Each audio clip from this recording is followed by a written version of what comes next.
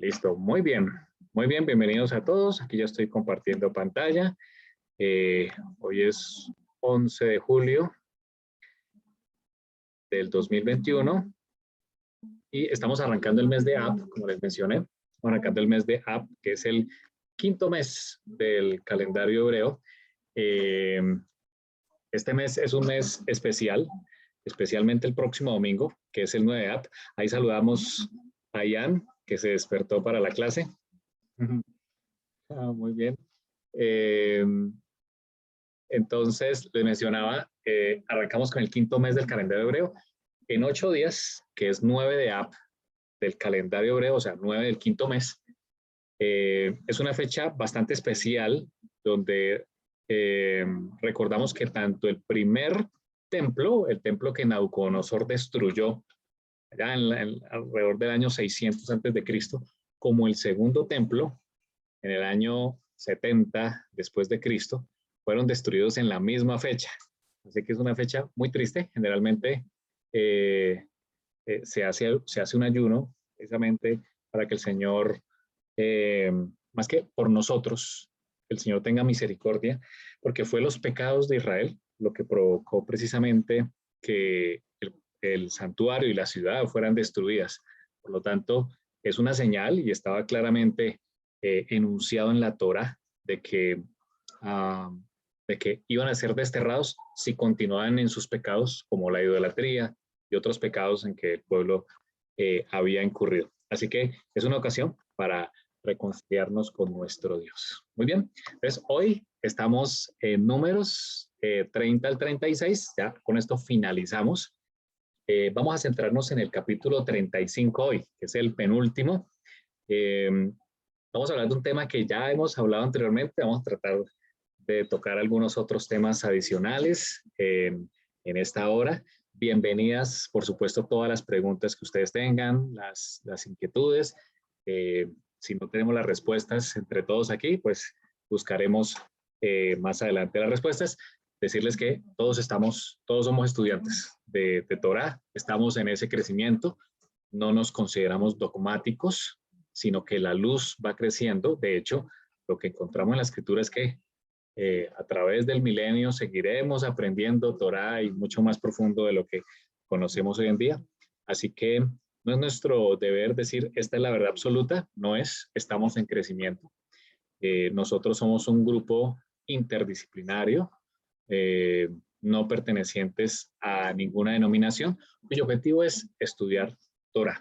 En la Torah encontramos cosas interesantes, como número uno, encontramos al Mesías reflejado en cada parte, y lo hemos visto allí, cada una de las porciones, o las parashá, que es el término hebreo. Hemos encontrado al Mesías reflejado. Por otro lado, pues la Torah es la instrucción, más que la ley, que es el término que realmente se traduce en nuestras Biblias en español, es instrucción, es lo que nos permite crecer, lo que estaremos haciendo por la eternidad. Así que este es un deber bastante importante, además es una delicia, así como el salmista David lo decía en el Salmo 119, me gozo, ¿cierto? Tu ley, tu Torah es mi delicia, para nosotros también. Muy bien, vamos a orar y ya vamos a arrancar. Te damos gracias, Señor, porque nos das tu Torah. Tú eres, Señor, el donador. Abre nuestro entendimiento, danos sabiduría y tu Espíritu Santo. Pido una bendición especial por quienes están aquí, Señor. Derrama tu Espíritu Santo y ayúdanos cada día a crecer, a aferrarnos a la Torah. En el nombre de tu Hijo Yeshua, amén. Muy bien, entonces vamos a arrancar. Ubicémonos en el capítulo 35. Hay un tema bien importante y son las ciudades de refugio. Ya hemos hablado anteriormente, así que bienvenidas también todas las preguntas o aportes que ustedes también nos puedan dar. En el capítulo 35, en el versículo 9, el Señor le dice a Moshe que le diga a los hijos de Israel que cuando pasen al otro lado del Jordán, a la tierra de Canaán, deben señalar unas ciudades de refugio. ¿Para qué? Para esto, lo que están viendo en pantalla. Y vamos a detenernos una buena parte del tiempo en esta diapositiva que tiene el resumen, un resumen interesante para que podamos grabarlo en nuestras mentes. Eh, dice la escritura en el versículo 11 del capítulo 35 de Números, señalaréis ciudades, ciudades de refugio, tendréis, donde huya el homicida que hiriere a alguno de muerte sin intención. De modo que aquí encontramos dos cosas. Hay un homicidio, como ven ustedes aquí en la gráfica, hay un homicidio, eso se presentaba en Israel, por supuesto, como hoy en día. El homicidio tenía dos caras. Un homicidio voluntario, es decir, premeditado. Vemos el caso de Caín, que premeditadamente mató a su hermano Abel.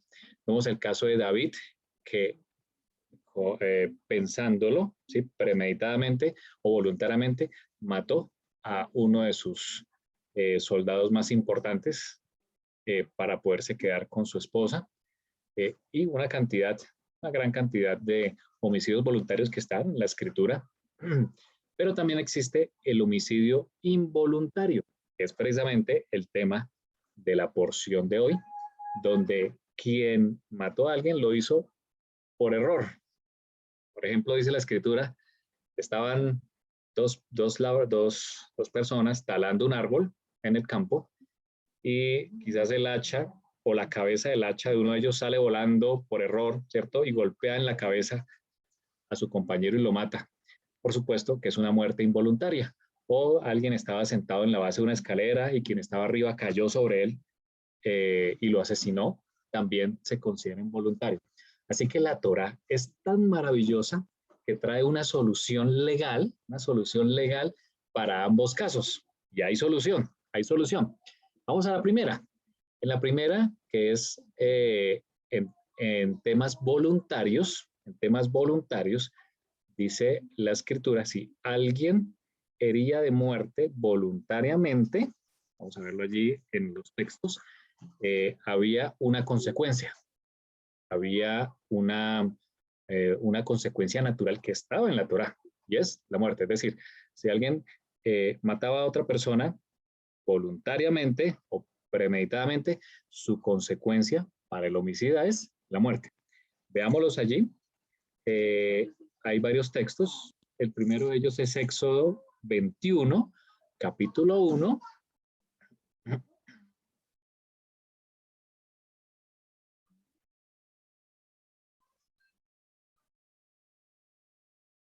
Perdón, 21:15. Ahí me faltó un número. Incluso desde el 12. 21:12 dice, el que hiriere a alguno, haciéndole así morir, él morirá. Fíjense, ahí estaba en la escritura. Es una consecuencia, es una maldición que está en la escritura o una consecuencia cuando hay un asesinato premeditado. El versículo 13 habla del involuntario, más el que no pretendía herirlo, sino que Dios lo puso en sus manos, entonces yo te señalaré un lugar al cual hay de huir. Precisamente es lo que vamos a hablar hoy. Veamos otro texto. En Levítico 24:17 dice, asimismo el hombre que hiriere de muerte a cualquier persona que sufra la muerte. Claramente ahí está. Dos textos de la Torá. Hay otro. Números 35:16. En Números 35:16 dice la escritura, si con instrumento de hierro lo hiriere y muriere, homicida es. El homicida morirá. Es claramente que la Torá legisla que quien hiere de muerte voluntariamente a alguien merece la muerte y debe morir. De hecho, vemos algunos casos en donde no solamente por homicidio, sino por otras razones como la idolatría, hubo muerte a esa persona. Ahora uno dice, trágico, suena trágico, pero está en la Torá. La pregunta es, como tenemos aquí escrito, ¿hay solución para el homicida que voluntariamente mató a su hermano, a su amigo, a su familiar, a su prójimo? La Torá dice que la consecuencia es la muerte y debería tener la muerte, pero en la escritura claramente se muestra una solución. De hecho, esta solución que usted está viendo aquí, que conocemos muy bien, que es el sacrificio de Yeshua, simbolizado por el cordero pascual, cordero del Pesa, pero también como el macho cabrío del Yom Kippur o el día de la expiación, que lleva los pecados del pueblo, pero también como la vaca roja que ya vimos anteriormente, la vaca roja, que también sus cenizas son para expiación por la inmundicia. Ese Yeshua es la solución. Esa gracia que se ofrece en el sacrificio de Yeshua no solamente está en lo que conocemos como el Nuevo Testamento o el Brit renovado. Estaba incluso desde lo que llamamos el Antiguo Testamento, ya existía. Volvemos al ejemplo de David. David pecó, cometió adulterio con una mujer casada. Luego trata de traer al esposo para que duerma con ella, zafarse del problema porque ella está embarazada. No lo consigue, así que lo envía a la guerra en un lugar bastante hostil para que muera. David merecía la muerte, de acuerdo a la Torá, claramente, él merecía la muerte, ya lo vimos en estos textos, pero hay una gran diferencia, y es que existía ya la gracia, pero también requería un requisito por parte del homicida, y es el arrepentimiento, la teshuvah, y eso existía desde el Antiguo Testamento, como vemos en este ejemplo claramente. Entonces, el homicida voluntario, ¿qué merecía? La muerte. Si no se arrepentía, si no acudía a la gracia, pues moría. Esa era la consecuencia. Pero viene Yeshua y ofrece, dice la Escritura, desde antes de la fundación del mundo, se extendió este plan maravilloso, el plan de rescate, de redención, de cubrimiento de la maldad, de los pecados, y ofrece la gracia. Gracia que está activa desde antes. Desde el Antiguo Testamento estaba activa esa gracia. Así que vemos que quienes acudían con teshuvah, con arrepentimiento, podían acceder a esa gracia que el Señor da. Ahora, Yeshua, dice la Escritura, que hizo algo más. Él cargó en la cruz esa consecuencia del pecado. En este caso, la muerte, que era la consecuencia o la maldición de la ley, Yeshua la cargó en la cruz. Vamos a ver algunos textos para que lo podamos entender. En el libro de Gálatas, capítulo 3, versículo 13, un texto muy conocido en el mundo cristiano, dice que el Mashiach o Cristo nos redimió, es decir, tomó el lugar, ¿cierto? Borró o limpió de la maldición de la ley. ¿Cuál maldición? Por ejemplo, esta, la muerte. La muerte era una de las maldiciones de la ley. La ley o la Torá no solo tiene bendiciones, tienen también maldiciones. Así es. Claramente el Señor le dijo a su pueblo, te pongo dos caminos, la vida y la muerte. Escoge la vida para que vivas, pero la Torá trae maldiciones. Eso es muy importante que lo tengamos presente. Yeshua, dice la Escritura en Gálatas 3:13, nos redimió de la maldición de la ley. ¿Cómo lo hizo? Ahí continúa diciendo, hecho por nosotros maldición. Es decir, él mismo, él se hizo maldición, tomó nuestro lugar, hubo un intercambio. Tomó nuestro lugar, hecho por nosotros maldición, para librarnos de esa maldición. En este caso, era la muerte. Quizás nosotros no hemos cometido un homicidio, pero sí hemos cometido pecados que, de acuerdo a la Escritura, merecían también la muerte. El Señor nos redimió de esa maldición. Ahora, ¿cómo sabemos que Él se hizo maldición? La respuesta está en la Torá. En el siguiente texto que aparece allí, en Deuteronomio capítulo 21, Deuteronomio 21, versículo 22, dice, si alguno hubiere cometido algún crimen digno de muerte, ahí está, y lo hicieses morir, es decir, cumpliendo la Torá, es decir, colocándole el castigo que se merecía, y lo colgareis en un madero, con una estaca, no dejaréis que su cuerpo pase la noche sobre el madero.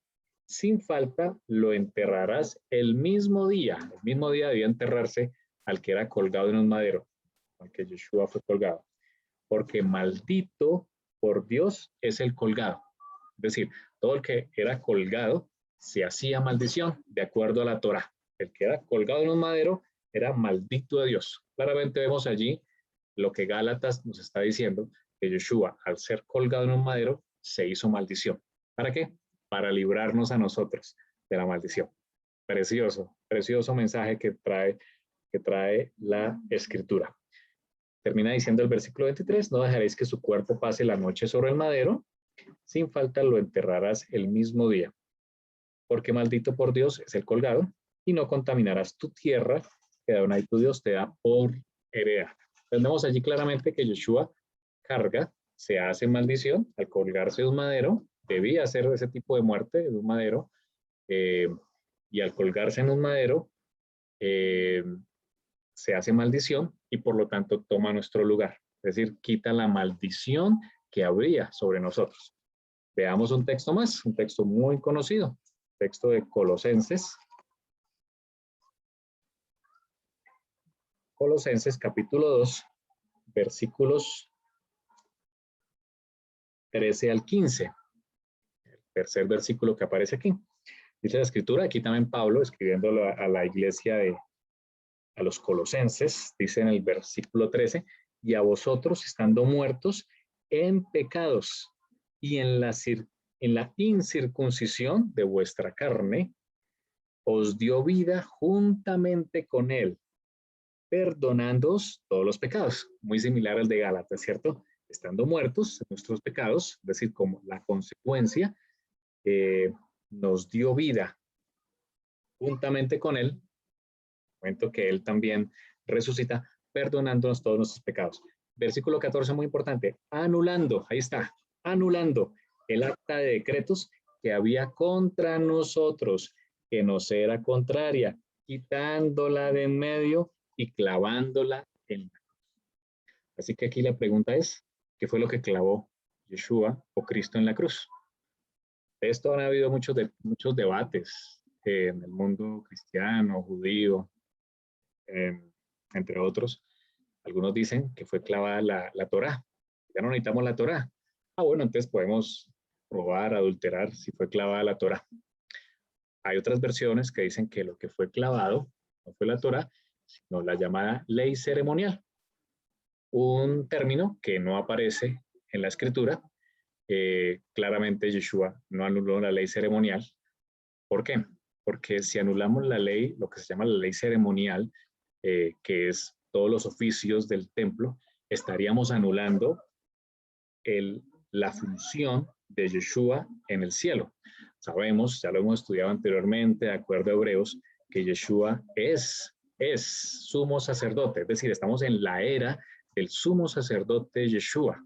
Como Jairito siempre nos ha recordado, debemos pensar en que los mandamientos de la Torá que le apuntan al sumo sacerdote y a los oficios respectivos los está cumpliendo Yeshua en el cielo. Así que si usted dice que la ley ceremonial es la que fue clavada en la cruz, estaríamos cometiendo un error diciendo o anulando lo que está haciendo Yeshua en este momento en el santuario celestial, en el lugar santísimo al cual entró desde que ascendió, y es la intercesión por nosotros. Así que tampoco es la ley ceremonial. Claramente lo vimos en Gálatas 3:13 y en Colosenses 2:13. Lo que él clavó fue la maldición de la ley. Es decir, esas consecuencias, como la que vemos aquí, la muerte. La muerte que merecía un homicida, de acuerdo a la Torá, esa era la instrucción, debía morir. Yeshua cargó con la maldición de la ley, la consecuencia del pecado. Solo que eso requiere, nuevamente, una característica, un requisito por parte del homicida, por parte del pecador. Y es acudir a Yeshua con arrepentimiento sincero. De esa manera, como lo hemos visto y lo vimos a través de la Escritura, muchos alcanzaron consolación, muchos alcanzaron la gracia. Entonces, haciendo el resumen de esta primera parte, cuando había un homicidio voluntario, el homicidio merece la muerte, ya lo vimos en los textos, debía morir, a menos que el homicida se arrepintiera y hiciera un arrepentimiento genuino. Yeshua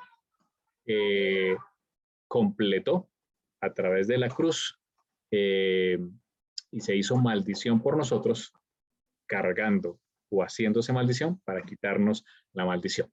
Por lo tanto, no clavó en la cruz la ley, es decir, la Torá, no fue clavada la cruz, ni tampoco la ley ceremonial, que se denomina así. Clavó fue el acta de decretos, es decir, la maldición de la ley, la consecuencia del pecado. Quiero saber si hasta aquí está claro. ¿Hay dudas en esta primera parte o está claro en el caso del homicidio voluntario?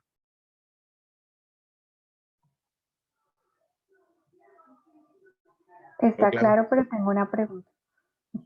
Adelante. ¿De dónde provienen estas maldiciones? Esta parte no, como que no me es tan Sí, clara.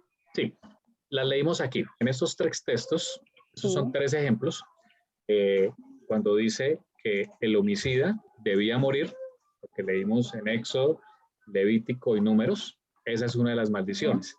La otra, en Deuteronomio, también se encuentran en la parte final, capítulo 28, es uno de los más conocidos capítulos que nos habla de las consecuencias de la desobediencia. Y habla, ¿no? Maldito el fruto de tu vientre, Adonai te enviará desterrado, te enviará enfermedades, no habrá lluvias.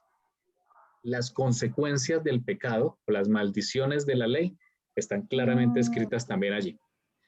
Entonces, lo que Yeshua clavó en la cruz, del cual Pablo nos habla, es esas maldiciones de la ley. Nos abrió esa puerta, pero para acceder necesitamos el arrepentimiento, para acceder a la gracia que ofrece el Señor.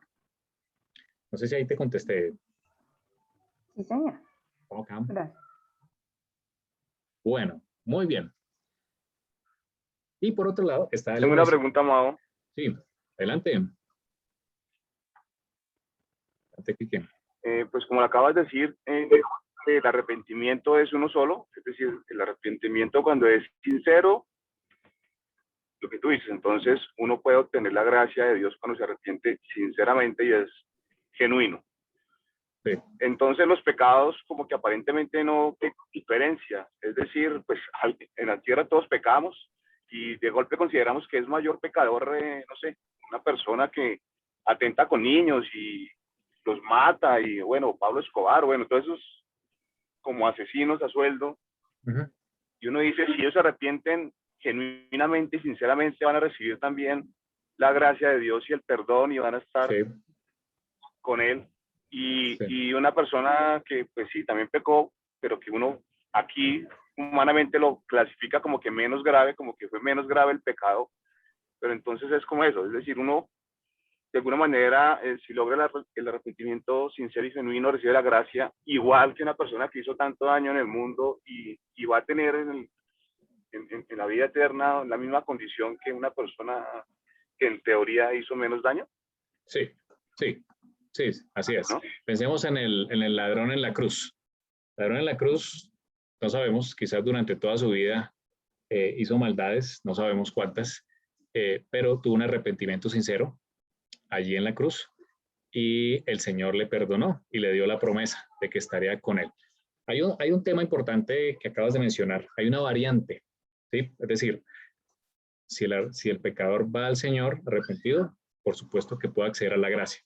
Hay varias cosas que entender. De acuerdo a la Torá, quien había hecho un daño físico, robado, una muerte, aunque era perdonado, debía hacer restitución. Eso es algo que sobrepasa los límites de todas las constituciones políticas que tiene la Torá.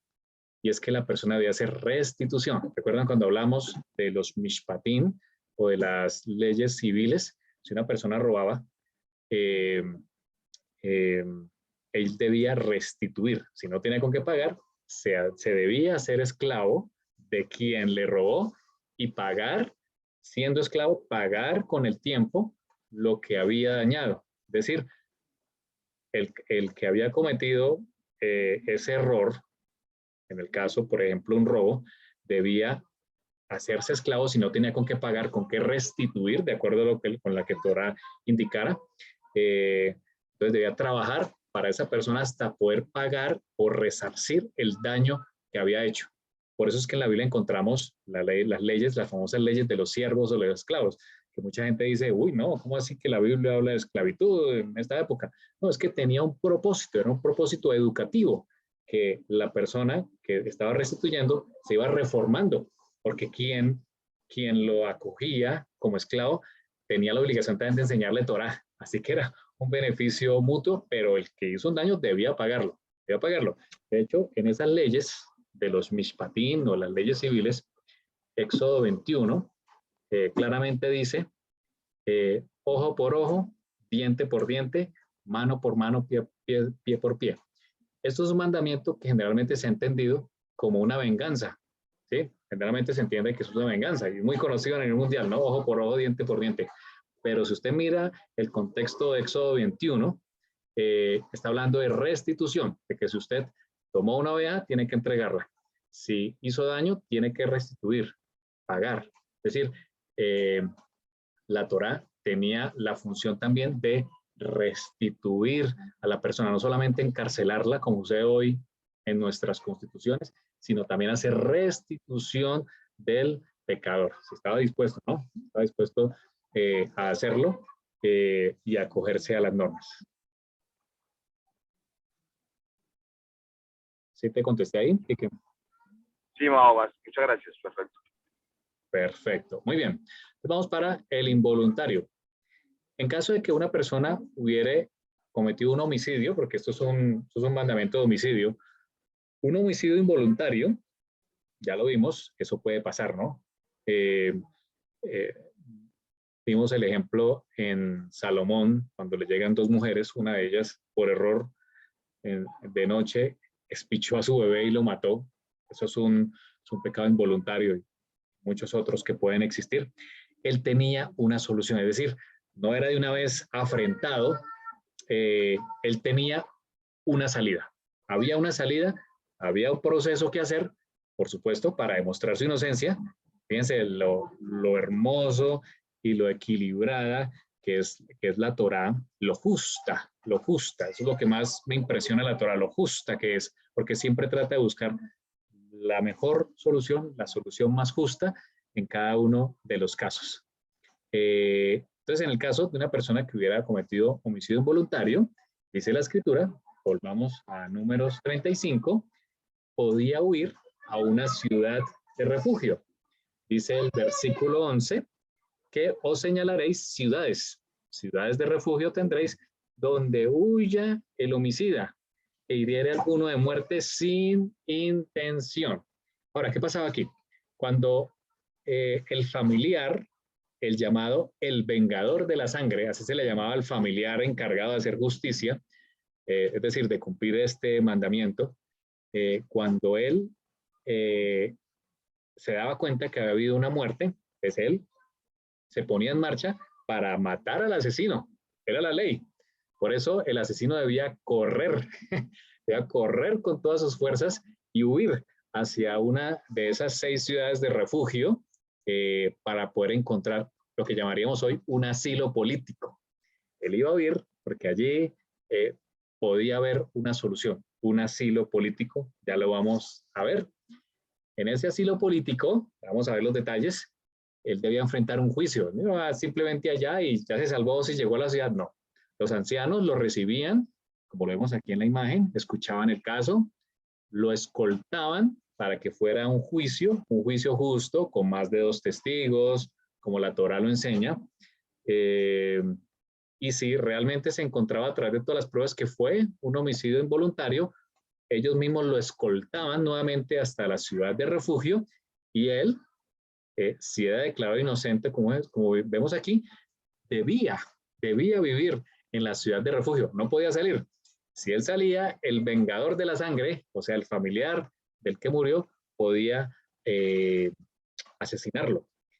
Así que debía mantenerse allí, dentro de la ciudad. ¿Hasta cuándo? Hasta la muerte del sumo sacerdote. Ya lo vamos a ver a continuación. Pero si en el juicio se encontraba que él corrió tratando de buscar una salida, pero fue hallado culpable, entonces debía enfrentar este otro camino. el otro camino del homicidio voluntario que ya hablamos. Esos son los dos caminos legales que trae la escritura, siguen vigentes. Por supuesto que si nuestros países lo acogieran, sería algo muy interesante para dar justicia a cada una de las personas. Entonces vamos a entrar a detallar aquí en el caso del homicidio involuntario. Vamos aquí. Aquí vemos en este mapa esas ciudades de refugio. ¿Cómo sabemos que son esas? En el libro de Josué, el capítulo 20, cuando Josué se establece allí, reparte el territorio que estamos viendo. Aquí estamos viendo el mar Mediterráneo en el costado occidental. Aquí estamos viendo el mar Muerto. Aquí viene el río, el famoso río Jordán, que divide a lo que era ese Israel, porque algunas tribus sabemos que se quedaron en este sector oriental, así lo decidieron. Aquí está el mar de Galilea, el famoso mar de Galilea, y aquí vemos situadas estratégicamente las ciudades. ¿Por qué? Porque debían ser ciudades donde el homicida pudiera huir y pues tuviera la oportunidad de llegar antes de que el homicida, antes de que el vengador de la sangre lo matara. En Éxodo 20 dice la escritura, señalados, versículo 2, las ciudades de refugio de las cuales yo os hablé por medio de Moshe, para que se acoja allí el homicida que matare a alguno por accidente y no a sabiendas, y os servirán de refugio contra el vengador de la sangre. Sigue diciendo, el que se acogiera a alguna de aquellas ciudades se presentará a la puerta de la ciudad. Recuerden que quienes estaban a la puerta de la ciudad, los ancianos o los jueces. Eso lo vemos, por ejemplo, en la descripción de Proverbios 31 de la mujer virtuosa. Ella dice que su esposo es bien conocido en la entrada de la ciudad. Así que los ancianos o los jueces estaban generalmente a la puerta.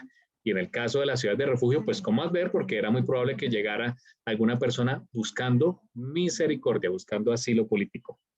Dice el versículo 4, allí expondrá sus razones en oídos de los ancianos de aquella ciudad, y ellos le recibirán consigo dentro de la ciudad, y le darán un lugar para que habite con ellos.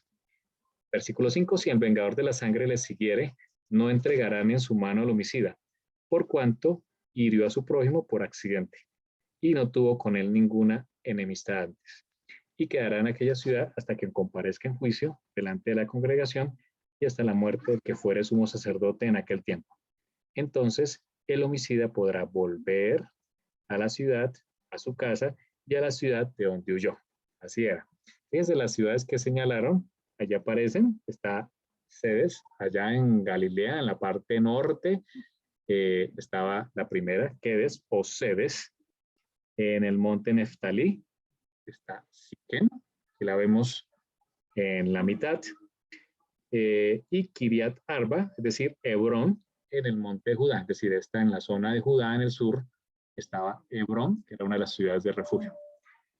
En el otro lado del Jordán, dice el versículo 8, al oriente del Jericó, señalaron las siguientes tres ciudades. Está Beser, en el desierto, en la llanura de Rubén. De hecho, la tribu Rubén se ubicó aquí en este sector. Ramot en Galat, en la tribu de Gat, y en el centro. Y finalmente, Golán en Basán, de la tribu de Manasés. Allá en el norte se ubicaba esa ciudad, completando esas 6 ciudades donde podía huir este homicida involuntario. Ahora, hay un tremendo mensaje que trae el significado de cada una de estas ciudades. Miremoslo allí. Primero encontramos a Cedes, que su significado es santo. Encontramos también a Golán. Golán significa plenitud. Ramot de Galaad significa altura.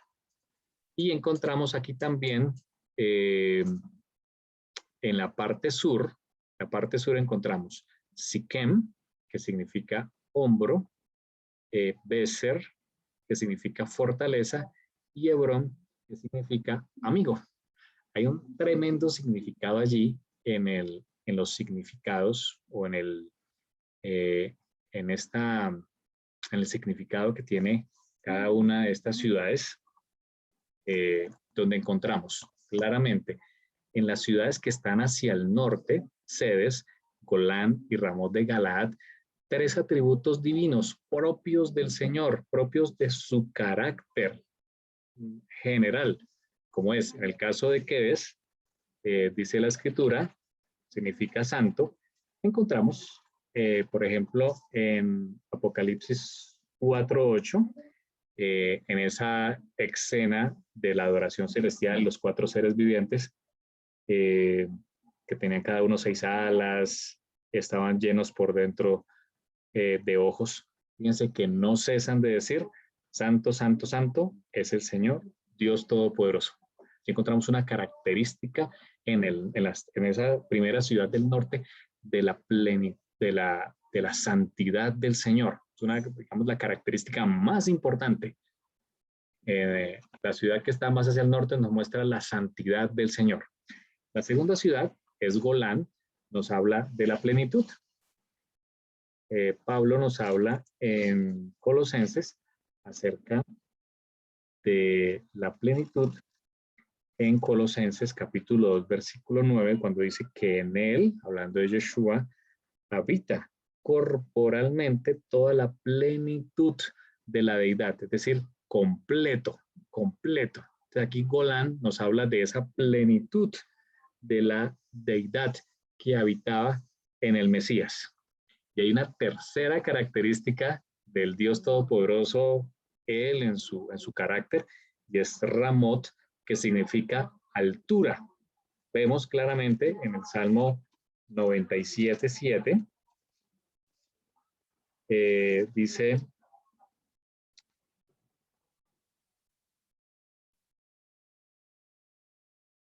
Salmo 97:9, dice, porque tú, Adonai, eres excelso, es decir, eres el Altísimo sobre toda la tierra, eres muy exaltado sobre todos los dioses. Claramente aquí se está hablando de otra característica del carácter, ¿cierto? De la santidad en Cedes, de la plenitud en Golán y de la altura en Ramot, propiamente del Eterno, atributos propios del Eterno. Y precisamente están ubicados en las ciudades que están ubicadas hacia el norte. Es decir, que el Señor está por encima de todas las cosas. Pero también hay una característica preciosísima en las tres ciudades ubicadas hacia el sur, una característica que tiene que ver mucho con el ser humano, lo que hace el Señor con sus hijos. Esas tres características que encontramos en las tres ciudades del norte muestran todo su amor hacia el ser humano en las ciudades del sur. Entonces encontramos aquí a Siquem, que significa hombro. Claramente vemos allí en Isaías capítulo 9, versículo 6, hablando del nacimiento de Yeshua, dice, porque un niño nos es dado, un hijo nos es dado, y el principado sobre su hombro. Es decir, él, Yeshua, tendrá el principado sobre su hombro. Pero también aquí nos habla de que sobre su hombro también llevaría el pecado de todos nosotros. Claramente aquí es un atributo de lo que hizo el Señor y lo que hace el Señor por su pueblo. La segunda característica de estas ciudades aquí en el sur es Beser. Beser significa fortaleza. Isaías también en el capítulo 41, versículo 10, habla de esa fortaleza que el Señor nos da. Dice 41:10. No temas, yo estoy contigo, no desmayes porque yo soy tu Dios que te esfuerzo. Siempre te ayudaré, siempre te sustentaré. Pues claramente aquí encontramos esa característica del Señor hacia su pueblo y es la fortaleza que él da. Y la tercera característica o la tercera ciudad es Hebrón. ¿Qué es Hebrón? Hebrón significa amigo. Juan 15, en el versículo 13, nos habla de esa característica también del Señor. Dice el Señor, hablando de la vid verdadera, nadie tiene mayor amor que este, que uno ponga su vida ¿por quiénes? Por sus amigos. Sigue diciendo en el versículo 14, vosotros sois mis amigos si hacéis lo que yo os mando. Ya no os llamaré siervos, Él quiere que seamos amigos de Él. Porque el siervo no sabe lo que hace su Señor, pero los he llamado amigos porque todas las cosas que oí de mi Padre las he dado a conocer. Pues claramente encontramos aquí en estas tres características de las ciudades del sur, características del Señor, el amor y todo lo que el Señor hace por su pueblo.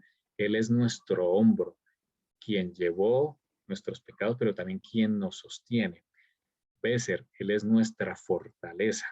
Dice el Señor, yo te fortalezco, yo te ayudo. Pero también Él es amigo. Dice la Escritura, ya no os llamaré siervos, sino amigo.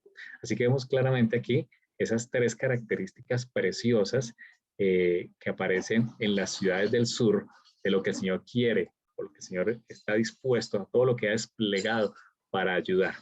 Y en las tres ciudades del norte, esos atributos poderosos del Señor, que es su santidad, la plenitud y su altura. De hecho, al Señor se le llama el Elión o el Altísimo. ¿Qué características tenían estas tres ciudades? Estas tres ciudades, claramente aquí vemos que estaban muy bien situadas geográficamente, de tal manera si alguien había cometido, por ejemplo, un crimen aquí cerca al mar Mediterráneo, pues tenía la oportunidad de huir hacia alguna de las ciudades, pero también si una persona estaba al otro lado del Jordán, también tenía la oportunidad de huir hacia alguna de las ciudades. Hay unas características interesantes también aquí. Por ejemplo, las ciudades debían tener caminos en buen estado. Los caminos era una ley, debían mantenerse en buen estado. Es decir, el homicida tenía la oportunidad de correr a la casa del padre, como lo dice el hijo pródigo, correr y esa vía debía estar en buen estado para que él tuviera la oportunidad. Eso es otro atributo de la justicia que vemos aquí en la Torá. También vemos que nadie podía viajar, tenía que viajar más de 50 kilómetros para llegar a alguna de esas ciudades de refugio.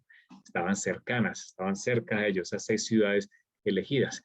Y algo interesante aquí era que los levitas, recordemos que los levitas no les fue dado territorio, ellos vivían en 48 ciudades, inclusive 6 de esas 48 eran las ciudades de refugio. Los levitas habitaban allí, en los alrededores de las ciudades podían tener sus animales, eso es lo que la Torá les permitía. La función de los levitas era que debían asegurar y mantener en buen estado, esa era su función. Y bien señalados, me gusta esta frase, los caminos que conducían hacia esas ciudades de refugio. Era un deber del levita que no había heredado, porque su herencia era el Señor, su función era la enseñanza de la Torá. Ellos debían mantener en buen estado y bien señalizados los caminos que conducían a la ciudad de refugio. Este es un mensaje muy precioso que nos muestra el Señor para que, aunque hoy pues no tenemos los levitas como tal, la tribu de levitas oficiando, pero sí existen levitas quienes conducimos a otros, no solamente como por ejemplo aquí en un grupo de estudio, tenemos a nuestros hijos, nosotros conducimos a nuestros hijos, conducimos a otras personas en nuestras empresas, en nuestras casas, etcétera. Tenemos personas a cargo. Nuestra función como líderes o como guías es mantener en buen estado y bien señalizados los caminos. Debemos mostrarle a todas las personas, especialmente a quienes lo necesitan en ese momento, cuál es el camino. Debemos señalarle el camino que conduce a la gracia. Sabemos que Yeshua dijo, yo soy el camino, la verdad y la vida. Debemos mostrarle a quienes nos rodean a Yeshua, que es el camino que nos conduce a esa gracia que el Señor quiere dar a cada uno de nosotros. Vamos nuevamente al capítulo 35 de Números,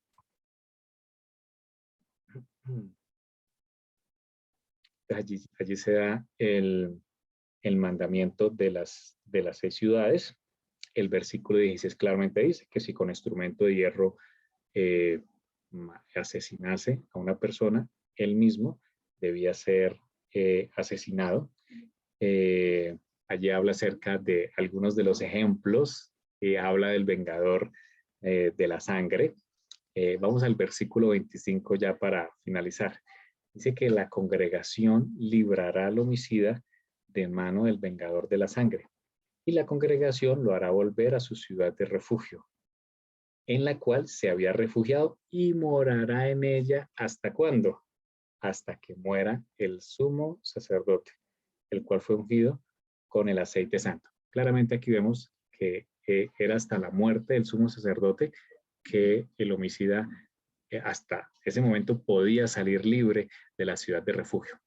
Mientras el sacerdote vivía, si él salía de la ciudad, podía ser hallado por el vengador de la sangre y ser ejecutado. Así ya haya sido declarado justo, él debía permanecer allí en la ciudad. Pero podía ser libre cuando el sumo sacerdote moría. Aquí hay un mensaje mesiánico precioso. Claramente Hebreos nos muestra que Yeshua asciende al cielo y entra en el lugar santísimo, no con mano de becerros ni de machos cabríos, sino con su propia sangre, la sangre que nos espía. Y ingresó al lugar santísimo para oficiar la intercesión como sumo cohen o como sumo sacerdote. Cuando el Mesías Yeshua muere en la cruz, nos liberta o nos libra de nuestros pecados. Ya lo vimos allí en la primera diapositiva. Nos libra de las maldiciones de la ley. De manera que es un mensaje mesiánico maravilloso, que cuando moría el sumo sacerdote, la persona que estaba refugiada allí podía salir libre. Ya ningún vengador podía allanarle ni matarle. De la misma manera, desde la muerte del Mesías, la Escritura nos dice que somos libres, que podemos acceder libremente ante el trono de la gracia en el santuario celestial. Y que también ya no hay alguien que venga a acusarnos, porque ya ha sido lanzado fuera el acusador de los hermanos, de acuerdo a lo que menciona el libro de Apocalipsis. Realmente podemos encontrar un mensaje precioso, una similitud entre esta ciudad de refugio y nuestro Dios, especialmente cuando Yeshua dice en Mateo 11:28, venid a mí, todos los que estáis trabajados y cargados, y yo os haré descansar. La ciudad de refugio es nuestro Señor, porque en ella podemos encontrar consuelo, podemos encontrar justicia, que era lo que buscaba el homicida, podemos encontrar refugio en esa tormenta, en ese problema. El mismo Señor está con los brazos abiertos. El Señor refirió una parábola muy preciosa, que es la parábola del hijo pródigo, donde ese padre estaba con los brazos abiertos, dispuesto a recibir a su hijo que había sido descarriado. De la misma manera, el Señor, que es nuestra ciudad de refugio, está dispuesto a recibirnos, a abrir los brazos para que haya justicia, para darnos descanso y también para darnos libertad, que es lo que procuraba la persona y se le daba. Vemos aquí claramente en la Escritura que el Señor quiere dar justicia a todos, que el Señor está amplio en perdonar y quiere que todos procedamos al arrepentimiento. Finalmente, con esto hemos finalizado el libro de Números, en Números capítulo 36, allí finalizamos. Gracias. Sí, ya la tengo, gracias. Hemos finalizado ya con esto el libro de Números y como siempre lo hacemos, cada vez que finalizamos un libro, decimos Hazak, Hazak, Benis Hasek, que significa esfuérzate, esfuérzate. Es un versículo muy conocido que está en Josué 1, el capítulo 1, que nos recuerda y nos anima a seguir adelante, a seguir esforzándonos no solamente en el aprendizaje, sino también en el hacer. el Señor quiere que seamos no solamente oidores, sino también hacedores de su Torah. Muy bien, quiero saber si hasta aquí hay alguna pregunta adicional de lo que hemos visto hasta este momento.